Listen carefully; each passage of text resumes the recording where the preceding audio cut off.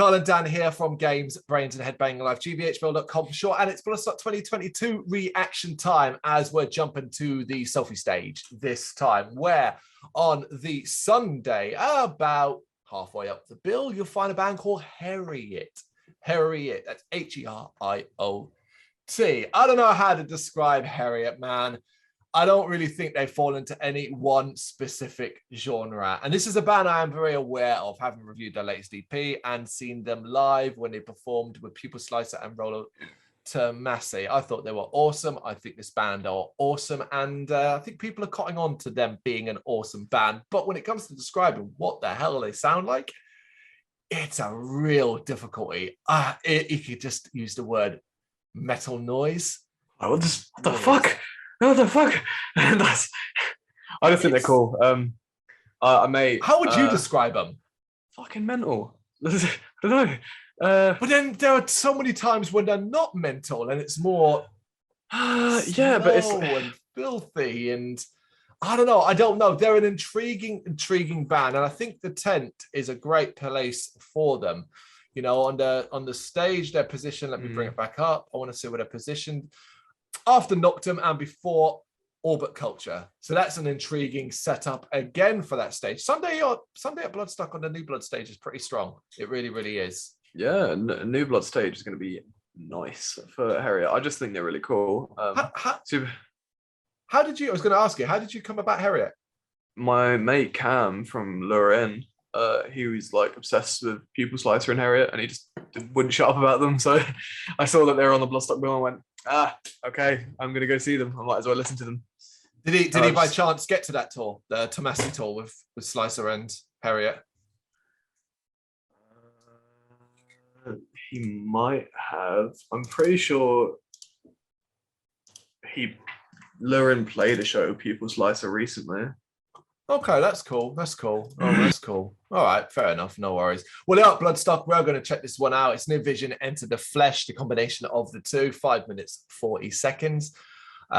So yeah, let's check this out in 3, 2, 1, go. Not much of a reaction sense that I'm aware of it. There we go. Fucking just, ugh. Yeah.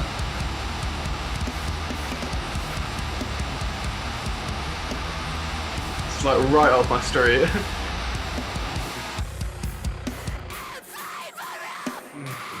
That fuzzy bass, like.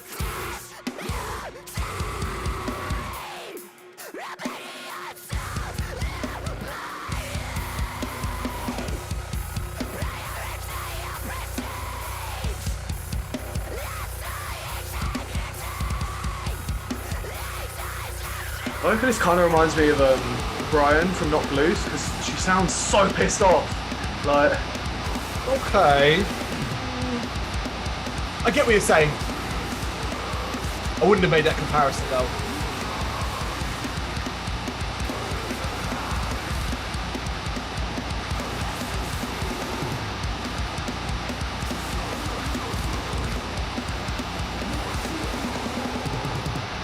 The word that comes to mind is jarring. It's designed to be jarring music.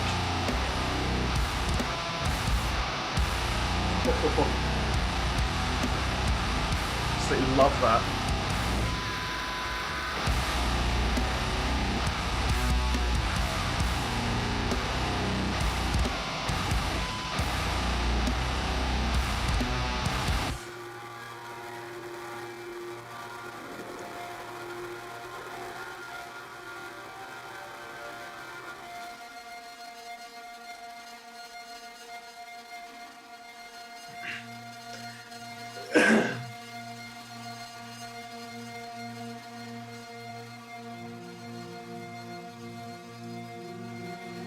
Just transitioning it.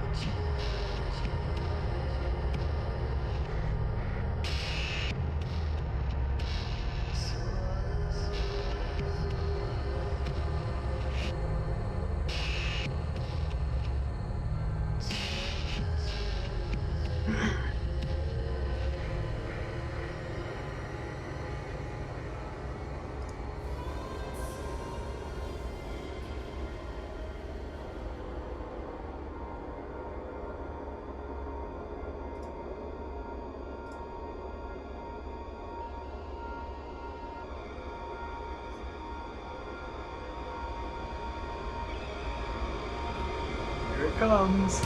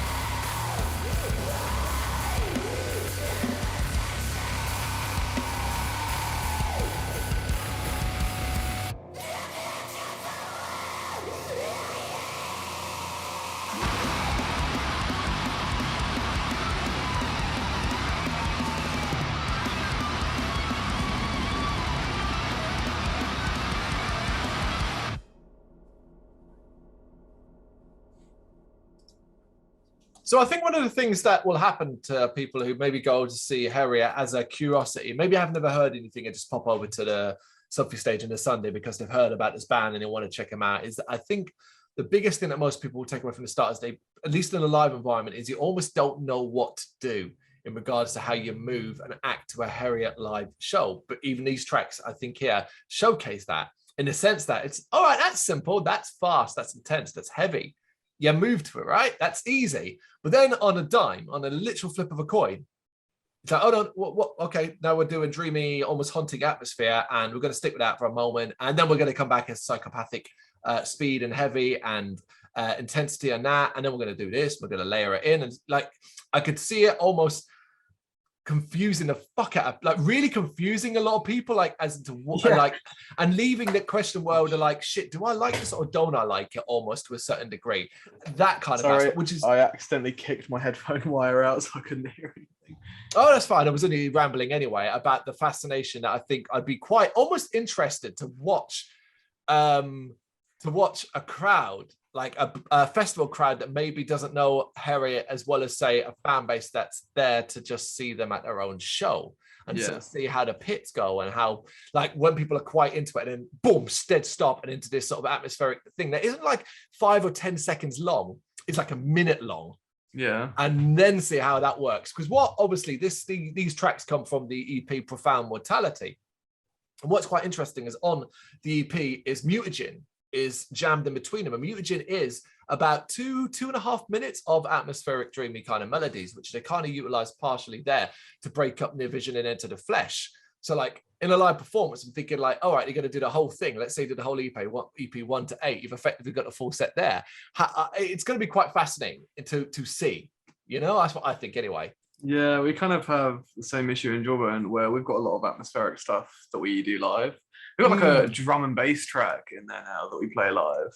And it gets really good reactions, actually. You'd be surprised.